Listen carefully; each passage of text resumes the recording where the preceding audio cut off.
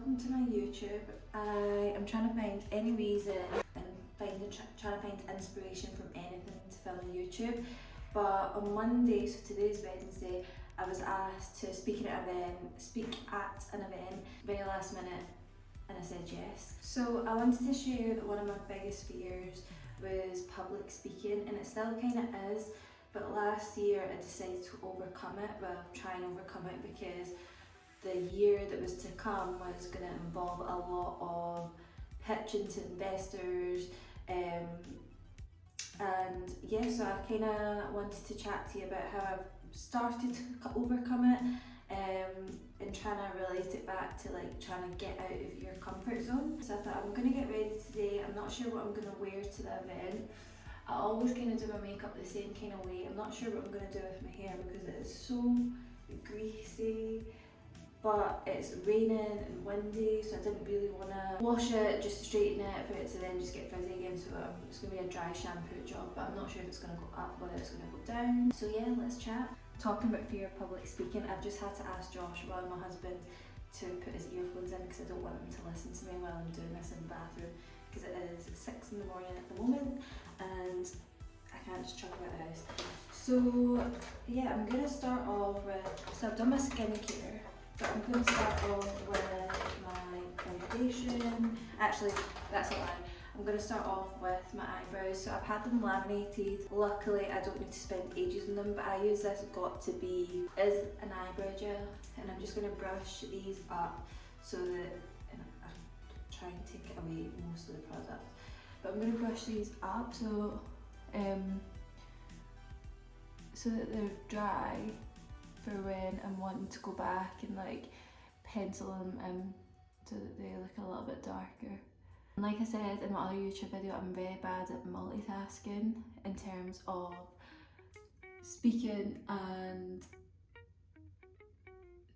yeah, showing you all these products. But yeah, I'm gonna just go through the products, not really tell you anything about them, and then speak a little bit about how I overcome my fear of public speaking.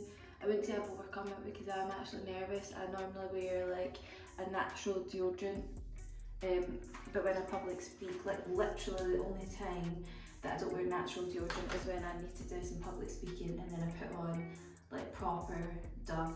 So I think like last year, well, I'll tell you, so I kind of went into it about why I have a fear of public speaking, and I think my YouTube and why YouTube video, elaborating on that, last year or at the end of 2022 actually is when I decided that at some point in 2023 I'm going to start raising investment for my company, The Killer News. But obviously raising investment involves pitching your business, selling your business to people, selling yourself.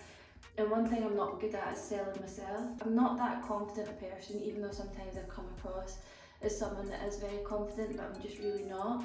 But I am someone that always wants to grow, and I'm willing to like put in the work to grow. So I think that maybe people see that as confidence, but really I am just really struggling with the public speaking side of things, or whatever challenge I'm facing, and just like my way of dealing with it is going head on, head first, head on.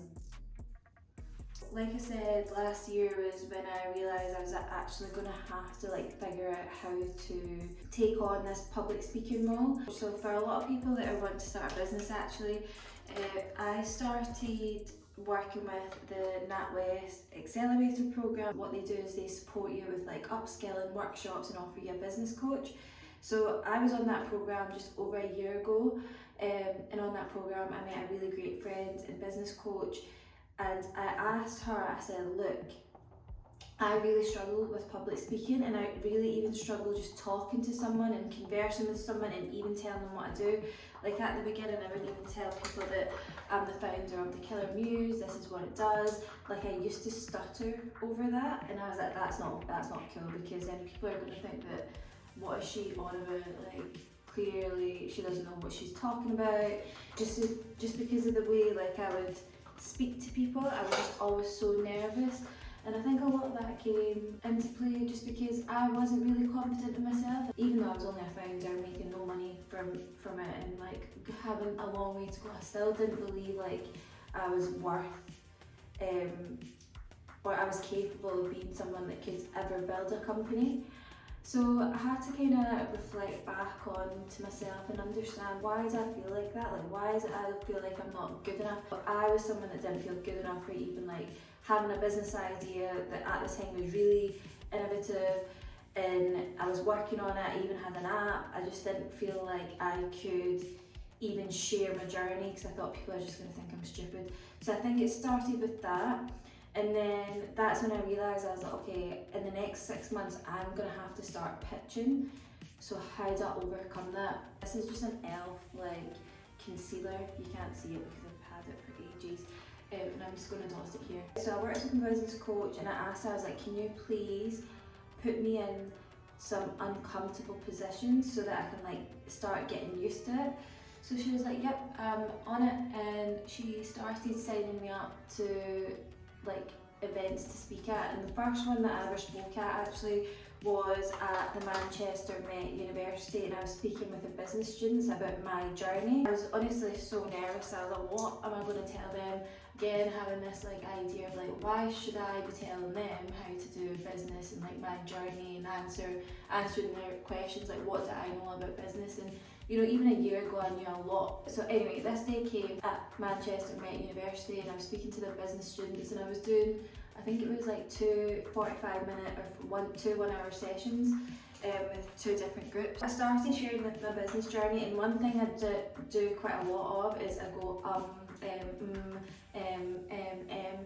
and I really realised that when I was like practicing my pitch. So before I went and pitched to Manchester Met University, I was talking, I went through the whole pitch, I like crafted what like my story was.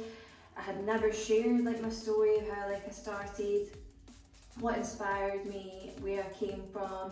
But I was also someone, I was like, I don't want to share a sob story, like I don't want that. But then you almost have to, for me it was sharing the fact that I came from a really difficult, challenging socioeconomic background, but I didn't want to use that as like my story as part of it. But I realised very quickly that that was actually something that I was quite passionate about and highlighting, because that is a huge problem in our societies. Like, there's so many amazing people, so many incredible minds, and so many people that have such incredible drive that come from these difficult economic backgrounds, but they don't get like a step up into the business world or the entrepreneurial world. And I began speaking just with my business coach and pitching to a full room, and I remember I was so nervous. I kept stuttering, and I was like, sorry, my name's Jess. I was like, I can't do this, like I feel really nervous. It was really challenging at the beginning, but I done that event and it went really well. The lecturer said, out of everyone that's ever spoke at the Man Met, no one had asked as many questions as they had asked me, because they resonated with me. I was very authentic in my approach, and I shared like the journey. I wasn't just giving like a huge highlight reel. If anything, it was just all about how difficult business is, but not in a way to like put anyone off. It's like, look, this was my story, this is what I struggled with. After speaking at that one event, it gave me like one win. So I was like, okay, sweet, like maybe I do have it in me. I also was asked to speak at a few other events, like a few panels, and it was like women business events or something like that, and you were talking about, you know, the gender gap, etc. But another thing that I realised, that I'm someone, if you meet me in person, I'm quite direct. I'm very like, I don't hold back on like what my thoughts are. Not in like I would never do it in a way that I'm malicious towards anyone or disrespected anyone, but I can't hold back in what I feel. I'm very passionate.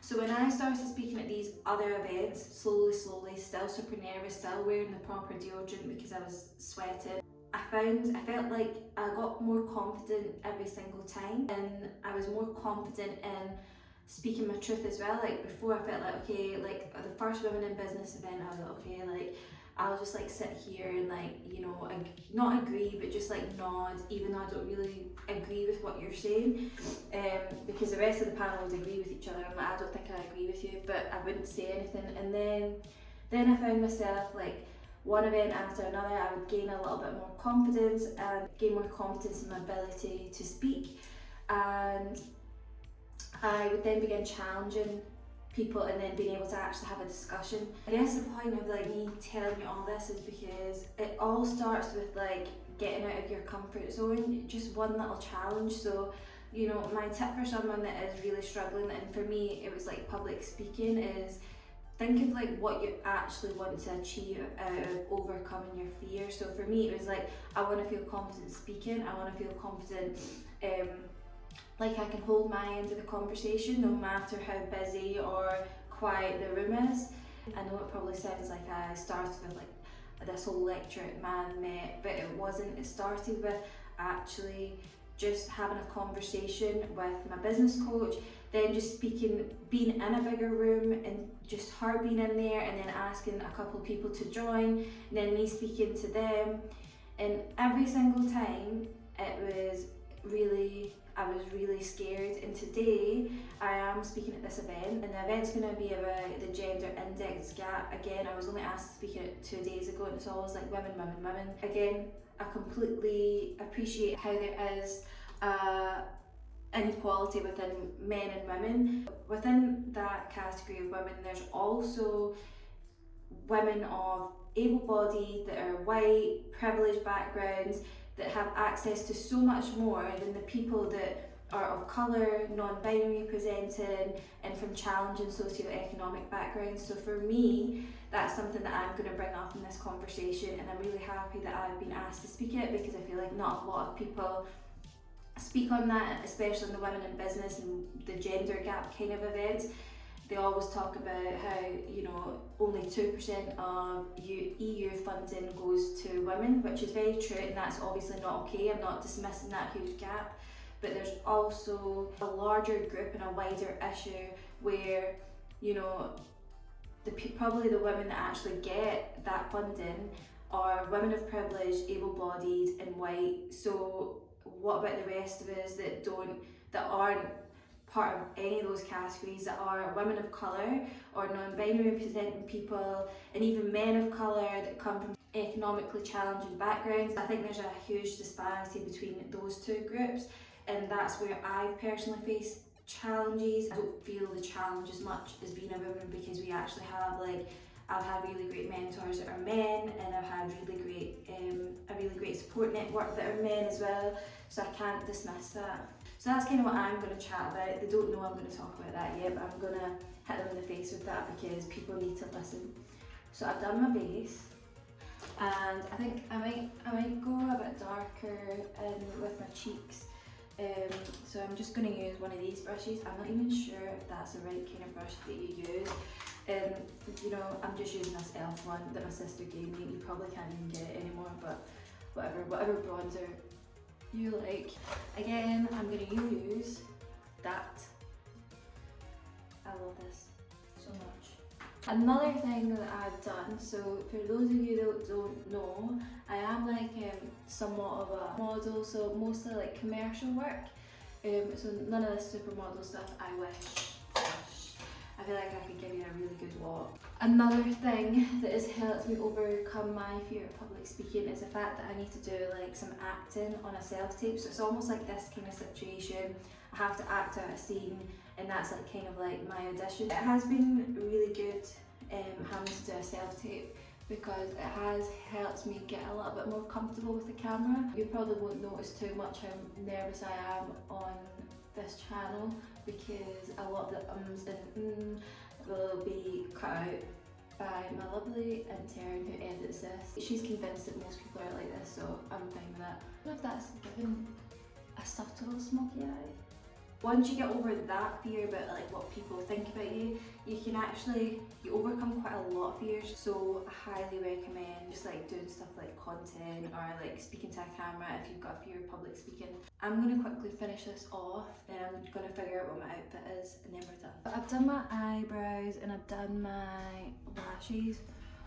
I realised that I'm having a bit of a breakout here, so I'm going to cover that with a bit of concealer. Why are you doing that? Because I'll see. I thought you were putting your earphones in. I'm going. So what I've done is like I've dotted my concealer, which is a matte concealer over here. Please don't mind Joshua in the back.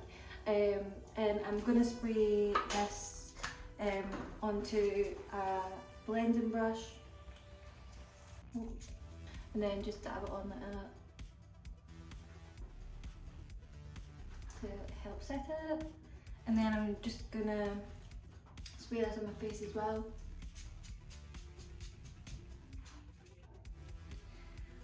And that is my makeup. I still need to do my lips, but because I don't know what I'm wearing, I'm going to do my lips after. What is it? I don't even know what it is. But it's like it is an eyebrow gel. Oops. See, I don't even know what I'm talking about right now. I'm going to shut up right now.